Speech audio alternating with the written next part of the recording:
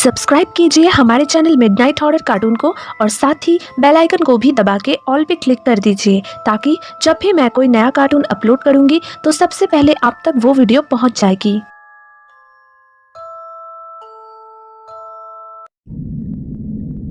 नाजिया 16 साल की एक खूबसूरत लड़की थी। जिधर से गुजरते लड़के दिल थाम कर रह जाते। लड़के तो लड़के, लड़कियां भी ये बात कहने पर मजबूर थी कि नाजिया से ज्यादा खूबसूरत पूरे गांव में कोई नहीं। हस्बे मामूल आज भी नाजिया खेतों में अपने अब्बू को खाना देकर वापस आ रही थी कि सूरज अपने पूरे आबूताब से चमक रहा था। धूप की तमाजत से नाजिया के रुखसार और भी ज्यादा सुर्ख हो रहे थे। गांव से 2 कोस के फासले पर नाजिया के अब्बू की जमीनें थी और वो रोजाना पैदल जाकर अब्बू को दोपहर का खाना दे आती थी।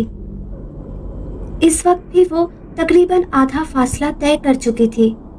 गर्मी और धूप की वजह से वो काफी परेशान हो रही थी, इसीलिए वो जल्द से जल्द अपने घर पहुंचना चाहती थी।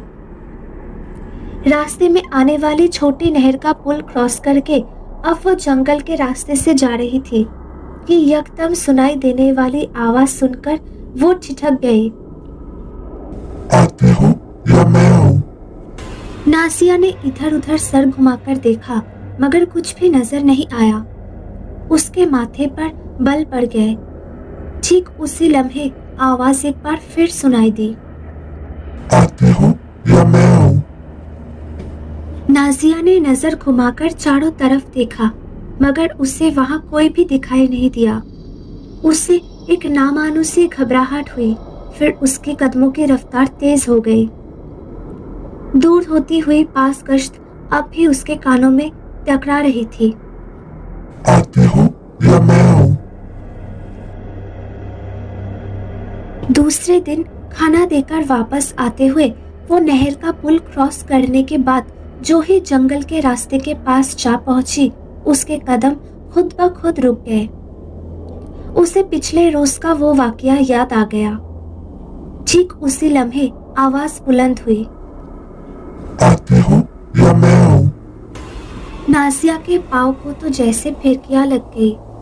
शदीद घबराहट और वहशत के आलम में तूफानी रफ्तार से चलती हुई वो गांव के करीब से करीब तर होती गई। जो वो गांव के करीब होते जा रही थी, उसके जहन में उमड़ते हुए ख्यालात का एक हजूम था। वो उम्र के उस मंजिल पर थी जब वो हर बात को समझ सकती थी और खसूसन ऐसी बातें जो वो रोजाना ही सुनती आती थी। वो जानती थी कि गांव के लड़के उसके दीवाने हैं। जरूर कोई ना कोई शरारती लड़का शरारत कर रहा है, इसे रहो रस्म बढ़ाने का ख्वाहा है। मगर नाजिया इस किस्म की लड़की तो नहीं थी, लिहाजा उसका इस बात पर परेशान होना एक फित्रे अमर था। इस वक्त वो यही सोच रही थी कि इस मसले को कैसे हल किया जाए। फिर उसने फैसला कर लिया कि वो ये बात घर में किसी को नहीं बताएगी। अभी फिलहाल ये बात छिपाना ही बेहतर है, मगर अपने बचपन की सहेली जेबी को तो वो पता ही सकती थी। वैसे भी वो जेबी से कुछ भी नहीं छुपाती थी। जेबी ने जब नाजिया के जुबानी पूरा माजरा सुना तो हंस पड़ी और बोली, भाई लड़के में जुर्रत तो है, क्योंकि ये काम बड़े दिल गुर्दे वाले का लगता है जो तुम्हारे खातिर नताइज की परवाह किए बगैर तुम्हारे रास्ते में बैठा रहता है। ईमान से ये तो बड़े हिम्मत की बात है। सच्ची अगर कोई मेरे लिए ऐसा करता तो मैं तो जी जान से उस पर कुर्बान हो जाती। उसने मजाक करते हुए नाजिया को कहा। चल हट बेशरम कही की। उसने शर्म और गुस्से से सुर्ख होते हुए कहा। वैसे नाजिया अगर तुम उस बेचारे पर तरस खा लो तो क्या हर्ज है।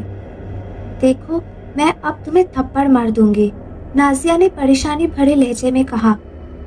तुम अच्छी तरह जानती हो मुझे ऐसी बातें बिल्कुल पसंद नहीं। तुम्हारे पास इसलिए आई थी कि तुम मुझे इस मुसीबत से निजात पाने के लिए कोई अच्छा मशवरा दोगी। अगर तुम्हें ऐसी बातें ही करनी है तो मैं तो चली। अच्छा बाबा अच्छा, मशवरा भी देती हूँ, तुम बैठो तो सही। नाजिया ने मुस्कुराया।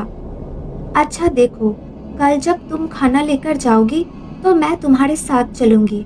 इसी बहाने मैं भी उस आशिक को देख लूंगी और साथ ही उसे समझा भी दूंगी कि मियाँ साहबजादे यहाँ तुम्हारी दाल गलने वाली नहीं है।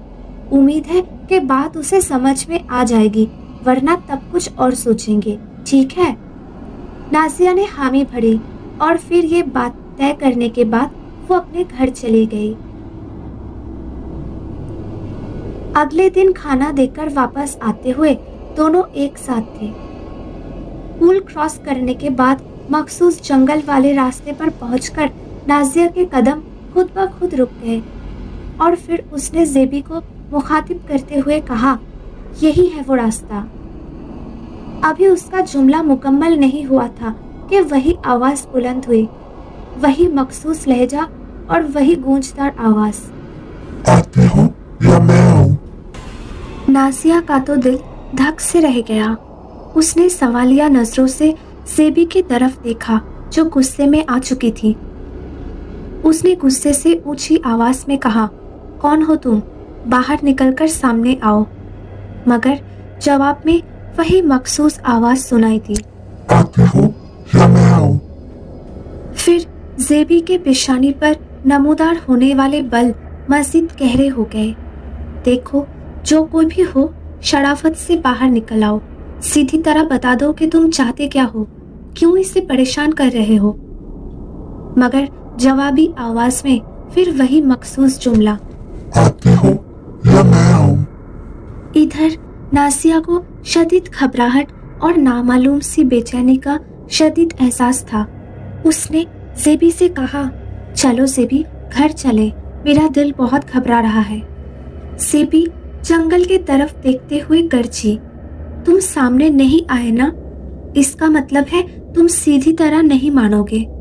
अब तुम्हारे साथ नासिया के भैया खुद ही निपट लेंगे, समझे? इसके बाद जेबी और नासिया दोनों तेज तेज कदमों से चलती हुई गांव की तरफ रवाना हो गई। वापसी का रास्ता तय करते हुए जेबी उस शख्स की तीता दलेरी पर सख्त हैरान थी, जिसे नाजिया के भाइयों का भी खौफ नहीं था। हालांकि गांव के सभी लड़के नाजिया के भाइयों से डरते थे, मगर ये तो कोई अजीब हीरो टाइप इंसान था। वो दिल ही दिल में सोचे जा रही थी। दूसरे दिन जब नाजिया वापस आ रही थी तो मखसूस रास्ते में पहुंचते ही उसका दिल धक धक कर रहा था। जंगल वाले उस रास्ते से गुजरते हुए नासिया ने आंख बंद करके दाएं बाएं किसी भी तरफ देखने की कोशिश भी नहीं की, लेकिन अभी चंद कदम दूर चली होगी कि हवा के दोष पर सनसनाती हुई मखसूस आवाज किसी धमाके के मानित उसके कानों से टकराई। आती हो या मैं आऊं?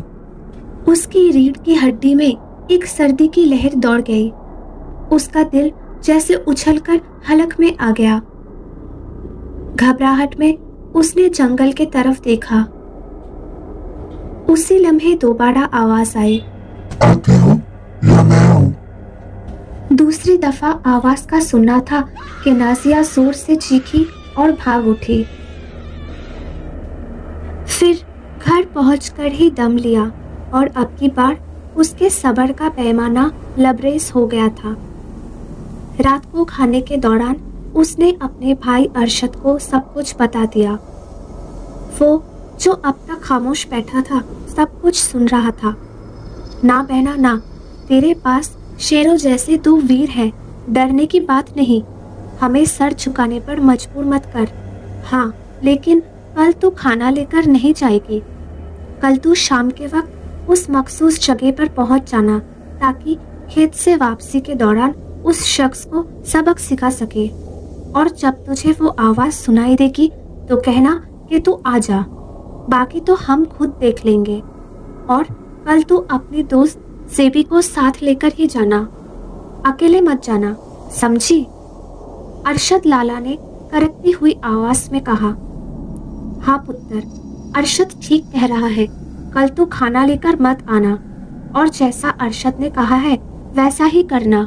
डरने की बिल्कुल जरूरत नहीं। वो कुत्ता जो भी कर रहा है हम उसे अच्छी तरह निपट लेंगे और उसे ऐसा सबक सिखाएंगे कि आइंदा किसी की भी बेटी को परेशान करने के काबिल नहीं रहेगा।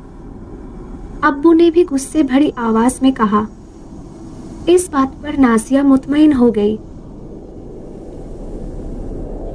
अगले दिन मामूल के मुताबिक जब वो शाम के वक्त घर से निकली तो सेबी भी उसके साथ थी।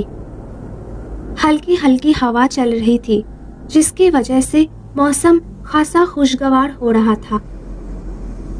अभी उन लोगों ने चंद कदम का फासला ही तय किया था कि वही मखसूस आवाज सुनाई दी। आती हो या मैं हूँ? नासिया तो ठिठक कर रह गई। उसका दिल उछलकर जैसे हलक में आ गया और उसने जी करा के कहा, तुम ही आ जाओ, आखिर पता तो चले तुम हो कौन। नासिया का इतना कहना था कि कोई चीज सरसराती हुई दरख्त के पीछे से निकली। वो दोनों दम साथे जंगल के सिंध देख रही थी, लेकिन नासिया जैसे उसके वजूद से बिल्कुल लाइल्म थी।